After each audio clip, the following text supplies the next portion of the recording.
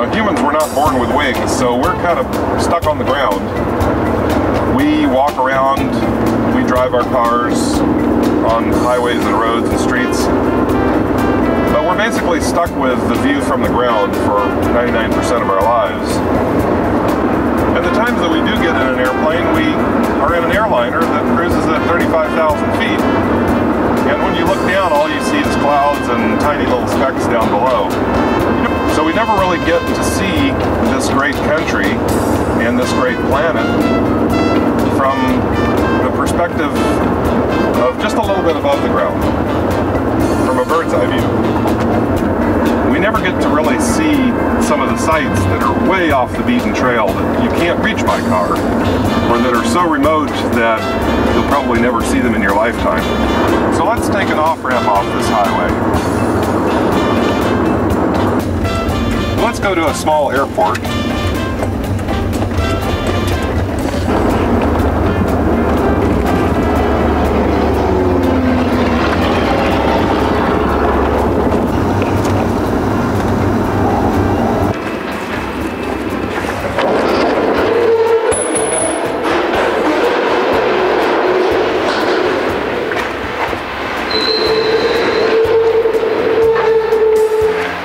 Let us take you up in this small Mooney airplane, and we'll get up above the ground, above the clouds, and get a bird's eye view.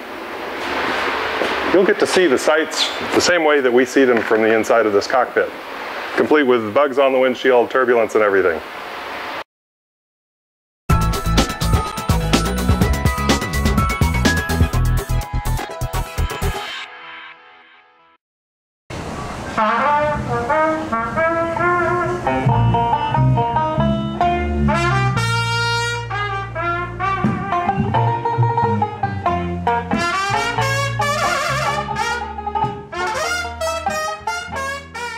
So, are you ready to get a bird's eye view of the entire western Gulf Coast? Well, let's go see exactly where we're going and what we're going to see when we get there. Let's find Dave and see exactly where we're going. Dave, are you there? Hey there. Yeah, I'll be landing at the Lakefront Airport in New Orleans in just a couple of minutes. So Dave, since we're flying the Gulf Coast, what all places are we going to see? Well, I thought since we're in New Orleans, we should take one of the swamp tours, you know, get a road ride out into the Barataria Swamp and see what the Mississippi Delta looks like from the ground level. Then we'll get in the airplane and take off from the Lakefront Airport, and we'll get a bird's eye view of those same swamps and the whole Mississippi Delta. I guess you can see on your map there, it'll take us about back in a big circle. And then we'll head along the coast toward Galveston. We'll land at Shoals Field and get some lunch. lunch sounds good. We're also going to have to stop by that seawall that everybody's been talking about. Where else are we going to go after that? And then we'll leave Galveston and head toward the southwest down the coast to Port Aransas and land at a little airport called Mustang Beach. I've heard Mustang Beach. Take the trolley down into Port Aransas and out to the marina, out to the beach. And then from there we'll head straight down south the length of Padre Island, all the way down as far as you can go to the south and still be in the United States. Down to a little town of South Padre Island. South Padre. Now that's what I'm talking about. Dave, whenever you get into the Lakefront Airport, let me know. I want to try one of those hurricanes That everybody's been talking about. All right, well, I'll be there in a few minutes. We'll see you soon, Dave.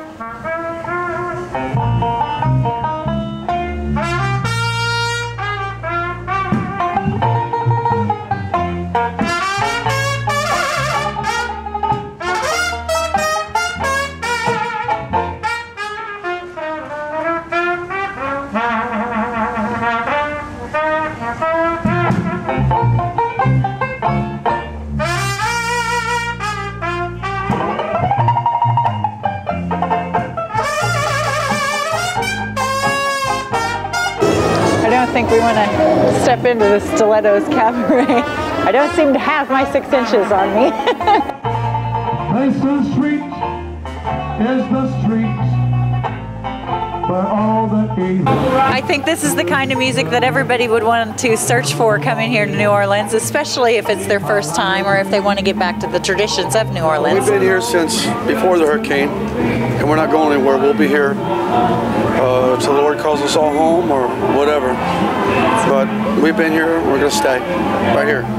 This is 311 Bourbon Street. You're at Legends Park, musical legends. Statues right there are of legends that were alive when they put them up. The middle statue died, Mr. Alherd. But you're also at the Cafe Beignet, 311 Bourbon Street. Come and see us. The Barataria Swamp is about 20,000 acres, which includes bayous, swamps, countless marshes, and forests. This area had been famous for smuggling even before privateers arrived in 1810. This was once home to the pirate John Lafitte.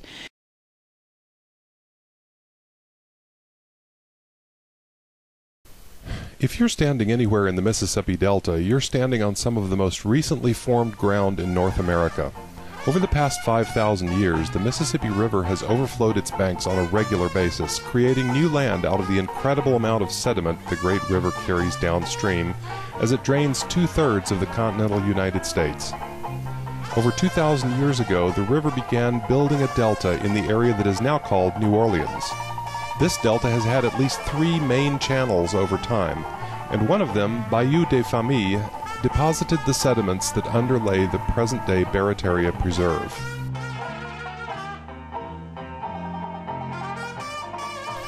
Soon after the Mississippi River deposited enough sediment in this area to make it habitable, Native Americans migrated to the newly formed land. Archaeologists have discovered villages along the bayous going back 2,000 years.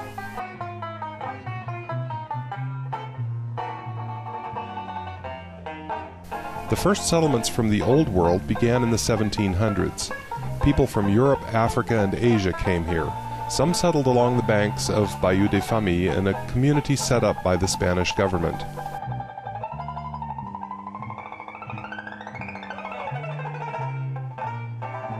For the next 200 years, a lot of the forests were cut down by loggers and farmers.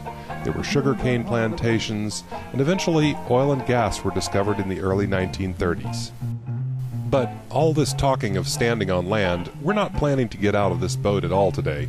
The swamps are full of critters. Cottonmouth snakes and snapping turtles are just 2 of the hazards for us city slickers. Then there are the alligators. When an alligator is underwater like this, it's hard to determine its size. So what you do is look from the tip of the snout to the eyes. Every inch of snout is worth a foot of body length. Once you spot the first one, they seem to be everywhere.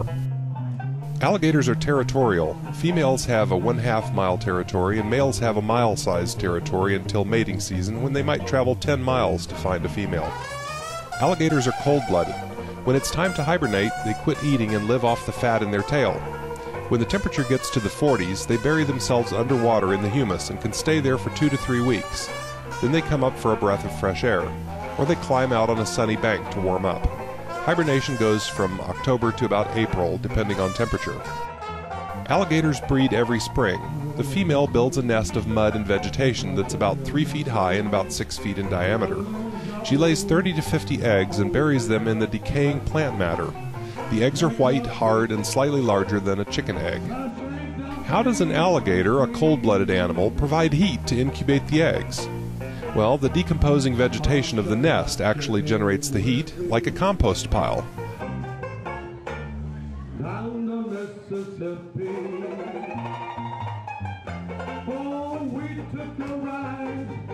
The Intracoastal Waterway runs through this area of the swamp. The depth of the Intracoastal Waterway is supposed to be maintained at 12 feet, but lack of funding has prevented that from happening, and many sections are only 7 or 9 feet deep. Well, now it's time to leave this labyrinth of dead-end canals and waterways and swampland and head back to the Lakefront Airport to get a bird's-eye view of the Barataria Swamp and the entire Mississippi Delta.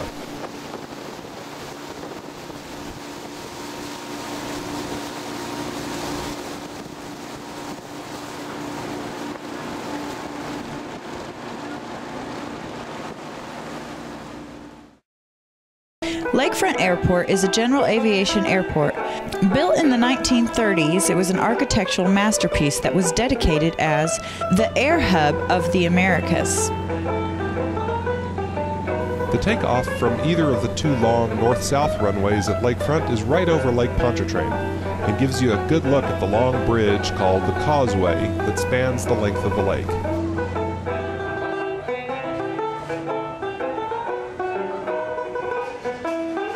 Lake Pontchartrain is named for the Count de Pontchartrain, who was Minister of Finance during Francis Louis XIV, who Louisiana was named after. There are over 40,000 cars that drive over the lake daily on what is one of the longest bridges in the world. The twin spans of the bridge are made of pre-stressed panels supported by over 9,000 concrete pilings.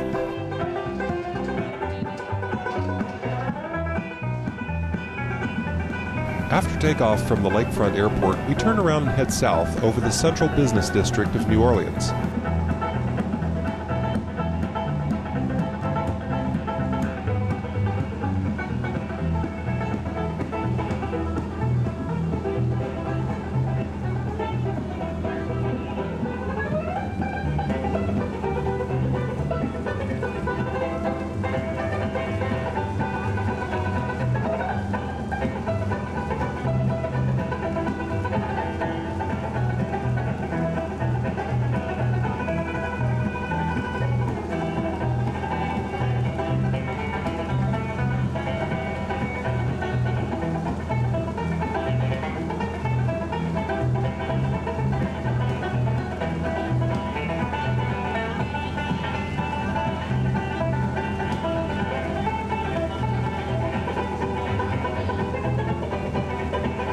You can see the Mississippi River winding its way through the city, and shortly after we cross the river, we'll be out over swampland.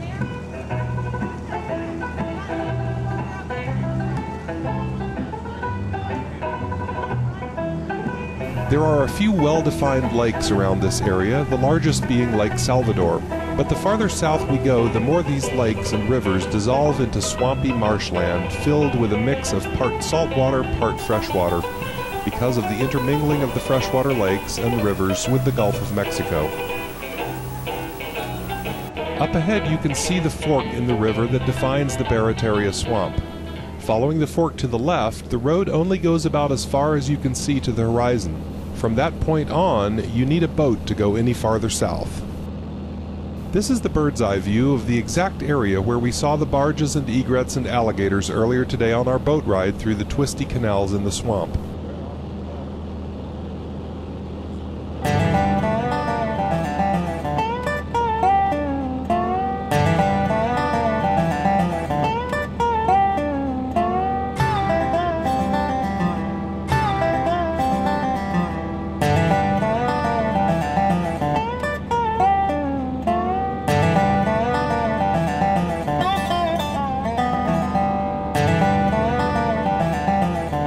It's no wonder that nobody goes into this area without an experienced guide.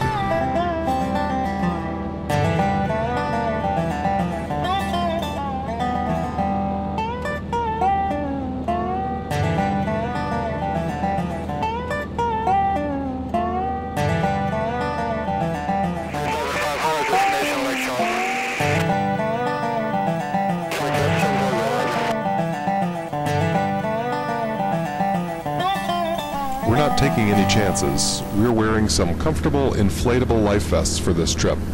But I have to admit I'm not sure whether we'd have a better chance in the waters of the Gulf of Mexico or on land with all those alligators.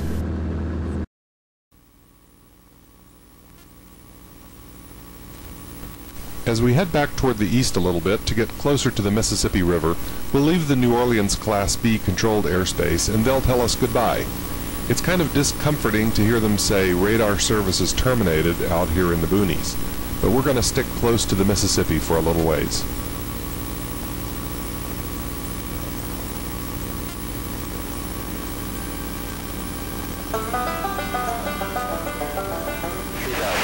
There's some colorful little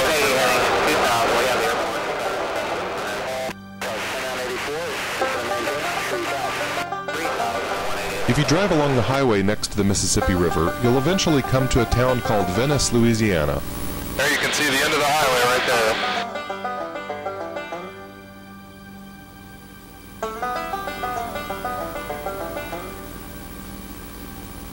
Out there is just swampland, Mississippi Delta.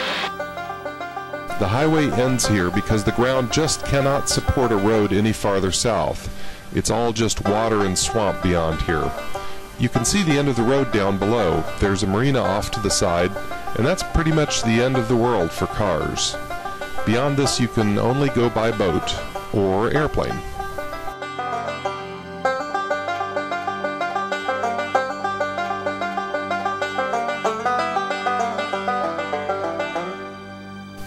So it's time for us to turn toward the northeast and fly out toward Bourbon Island and the Chandeleur Islands.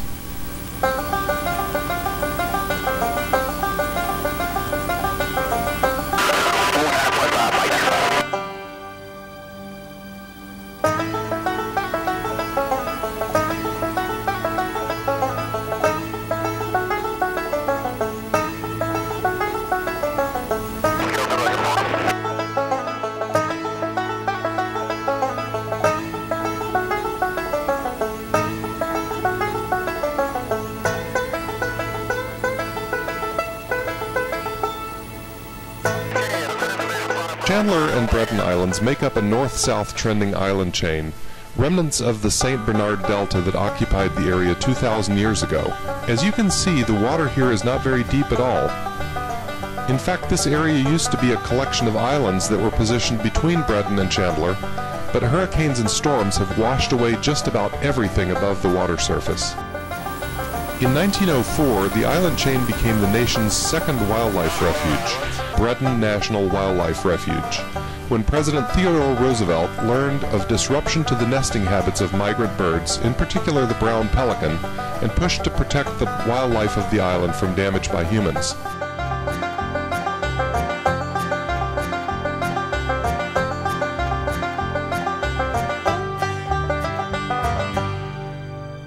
But damage from Mother Nature herself has been far worse. Grand Gossier, Curlew, Freemason Island, and Monkey Bayou have all been wiped off the map by the wind and waves.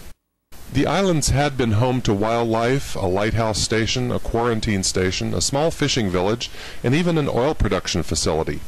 A lighthouse was constructed in the late 1800s, but was destroyed completely by Hurricane Katrina in 2005.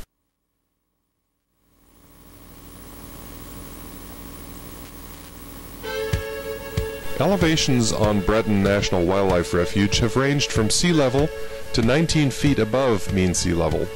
Early literature on Bourbon and the Chandeleur Islands mentions trees and generally higher elevation than exists today. In 1915, several families and a school were located on Bourbon Island. Prior to the hurricane of that year, the island was evacuated. The hurricane destroyed the settlement and it was never rebuilt. Notice how the islands act as barriers. You can see the waves coming in and crashing up on them, but the rest of the ocean behind them is very calm. Over the years, the islands not only provided sanctuary for the endangered and threatened wildlife species that seasonally inhabit them, but also protected the mainland, wetlands, and population centers such as New Orleans from countless tropical storms and everyday wave activity. But erosion and subsidence, along with the increasing strength and frequency of hurricanes and storms, have negatively impacted the islands. If you look closely, you can see that the water off to the east is much darker blue because it's a lot deeper. And over to the west, it's a lot shallower, so you can see the sand under the water. In 2005, Hurricanes Katrina and Rita finally turned the fragmented and fragile islands into splinters of marsh, sandbars, and submerged shoals.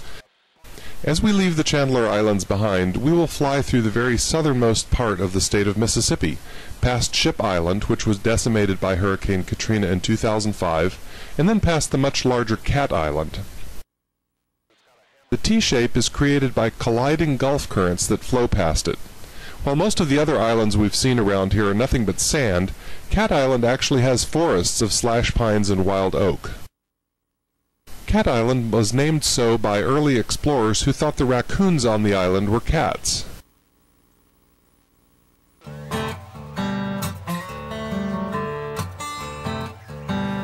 As we complete our circular trip around the Mississippi Delta, we head back toward New Orleans over the bayous and swamps that sit between Lake Pontchartrain and the Mississippi Sound of the Gulf of Mexico.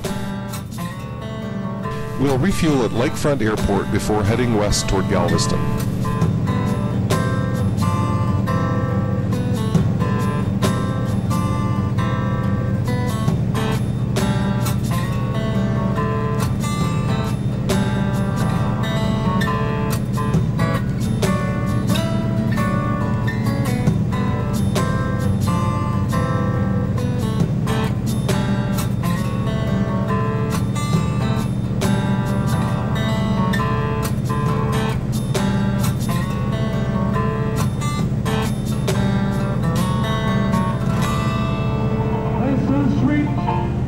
Is the street where all the English used to meet.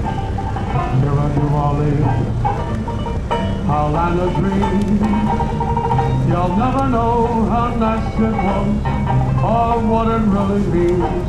But I'm glad to be. Yes, We still got a bunch of places over there to see. Until next time.